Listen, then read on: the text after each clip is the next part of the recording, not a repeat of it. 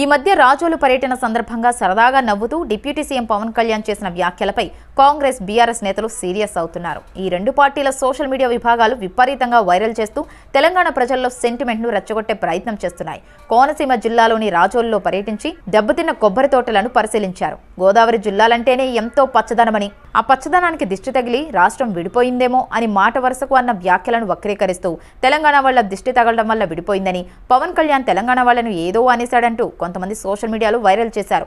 పవన్ పై నోటికొచ్చినట్లు అవాకులు చెవాకులు పేలుతున్నారు. బీఆర్ఎస్ రెచ్చగొట్టే ప్రయత్నం చేస్తోంది. అయితే పవన్ వ్యాఖ్యలపై ప్రజల నుంచి స్పందన రావడం లేదు. అయినా ఆ పార్టీకి చెందిన మాజీ మంత్రి జగదీష్ రెడ్డి, జడ్చర్ల ఎమ్మెల్యే అనిరుద్ రెడ్డి లాంటి వారు నోరు పారేసుకున్నారు. ఏపీ వాళ్ల దిష్టే తెలంగాణకు, హైదరాబాద్ కు తగిలిందని, దిష్టి తగులుతుందంటే దిష్టి బొమ్మ పెట్టుకోవాలని అన్నారు. ఏపీ వాళ్ల సినిమాలు తెలంగాణలో ఎందుకు విడుదలవుతున్నారు అంటూ బీఆర్ఎస్ నేతలు ఇష్టానుసారంగా మాట్లాడుతున్నారు. తాజాగా డిప్యూటీ సీఎం పవన్ వ్యాఖ్యలపై మంత్రి కోమటిరెడ్డి సీరియస్ కావడం చర్చకు దారితీస్తోంది.